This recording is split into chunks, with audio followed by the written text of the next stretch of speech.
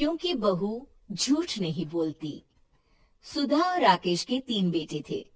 शादी के बाद तीनों माँ बाप से दूर रहते और सिर्फ त्योहारों में आते। माँ जी, पिताजी, अगली बार आप लोग हमारे घर आइएगा। अरे नहीं बहू, सब यही आ जाते हैं तो घर खिला खिला लगता है। हाँ बहू, तू हमेशा बुलाती है तो जरूर आएंगे तेरे पास भी। हाँ हाँ, दीदी का घर बड़ा जो है, सब कुछ अपनी शादी के बाद दीदी को ही तो दे दिया था। हमें भी दिया होता तो हम भी बड़ा घर लेते। क्यों सुनील? अरे नहीं नहीं, पापा ने सबको एक बराबर ही दिया है। छोटी बहू, क्या चाहिए तुम्हें, बोलो।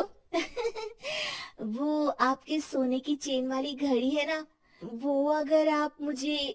तभी वहाँ मजली बहू भी आ जाती है। और मुझे ना आपका मंगलसूत्र कितना लंबा, सुंदर और भारी भी है।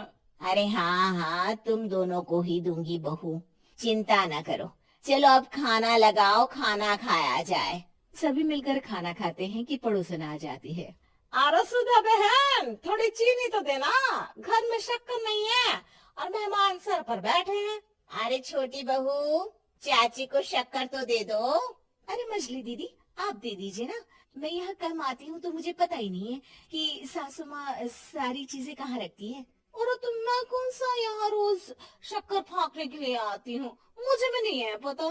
तभी बड़ी बहू हाथ में चीनी की कटोरी लेकर आती है। चाची, शक्कर आप लोगों का बड़ा सहारा है माँ जी और पिताजी को, वरना हम लोग तो यहाँ रहते ही नहीं। आप जैसे पड़ोसी हैं तो हम निश्चिंत है। और जीती रहे बहू, अब तो ये घर पड़ोस कम परिवार ज्यादा लगता है। सुधा अपनी बड़ी बहू को देखकर बहुत खुश रहा करती थी। वो उससे अक्सर घंटों बात भी किया करती, लेकिन दोनों दूसरी बहुओं का भी वो समझती थी कि शायद छोटी है, वक्त आने पर संभल जाएंगी। समय आ जाता है जब सभी को वापस जाना होता है। माँ जी, हम लोगों की फ्लाइट पहले है, हमें इजाजत दे। वो सास के गले लगकर चली जाती है। थोड़ी देर बाद छोटी बहू कहती है, माँ जी, मैं ना ये सोफे के कवर और चादरें ले जा रही हूँ, यहाँ तो ऐसी ही पड़ी रहेंगी। हाँ हाँ बहू, ले जा, और कुछ चाहिए तो बोल। और तो चाहिए बहुत कुछ, पर चलिए कोई बात नहीं, अगली बार ले जाऊंगी मैं। ऐसे ही मंजली बहू भी घर का बहुत सारा सामान ले जाती है। सभी के जाने के बाद सुधा राकेश से कहती है, घर कितना सूना लग रहा है ना। हाँ, और खाली भी। तुम्हारी दोनों बहुएं सब बटोर गई। अरे ठीक है ना, हम दोनों ही तो हैं, कितना सामान लगेगा।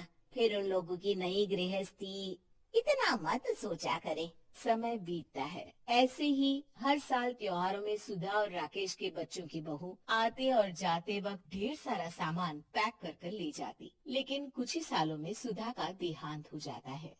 पिताजी, आप यहाँ अकेले क्या करेंगे? हम लोगों के साथ चलिए। अरे नहीं नहीं बहू, इस घर में सुधा की यादें हैं, मैं उसे नहीं छोड़ सकता हूँ। अब तुम लोगों की माँ नहीं रही।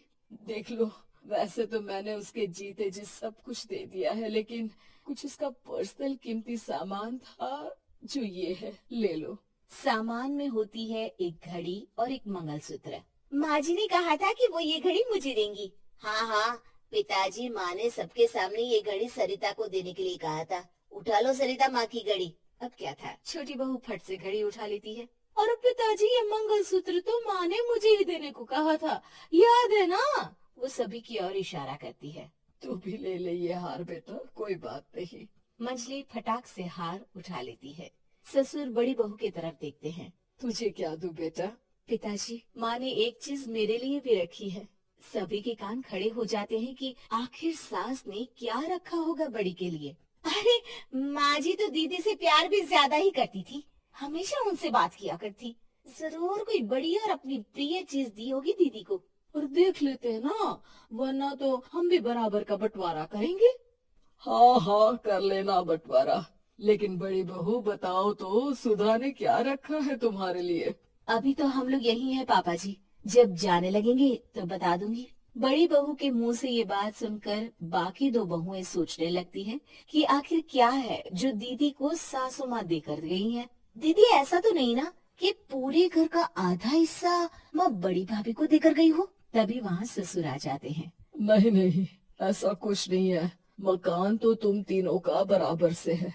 देखो, बड़ी बहू से तुम्हारी सास ज्यादा जुड़ी थी। न जाने क्यों घंटों बात किया करती थी। पता नहीं क्या देकर गई है उसे। और ससुर जी, आपको क्या पता, चालाकी से पूरे घर के पेपर में साइन करवा लिए हो, या फिर कोई छुपा गहना। आखिर मकान पूरा तो आपने सासू माँ के नाम ही कर रखा था ना। अब घर में ये सस्पेंस बन जाता है कि आखिर बड़ी बहू क्या लेकर जाएगी। फिर वो दिन भी आ जाता है जब बड़ी बहू के जाने का समय हो जाता है। बेटा, परसों तुम चली जाओगी। बताया नहीं माँ ने तुम्हें क्या दिया? घड़ी और हार जो बेशकीमती था और तुम्हारी सास को सबसे ज्यादा प्रिय था, उसका तो बंटवारा भी हो चुका है। अब तुम्हारी बारी। हाँ पिताजी, आज मैं ये बात बताने ही वाली थी। माँ ने मुझे उससे भी बेशकीमती चीज दी है, और वो है आप। आपसे अधिक प्रिय उन्हें कुछ नहीं था। माँ चाहती थी कि आप मेरे साथ रहें। चलिए पिताजी। बेटा, मेरे पास तो कोई पेंशन भी नहीं है और ना ही कोई प्रॉपर्टी। लेकिन आपके पास संस्कार है पिताजी, जो मेरे बच्चे आपसे लेंगे, तो आपको ले जाने पर स्वार्थ ही है मेरा। चलिए ना पापा। सभी के सामने पिताजी बड़ी बहू और बेटी के साथ उनके घर चले जाते हैं।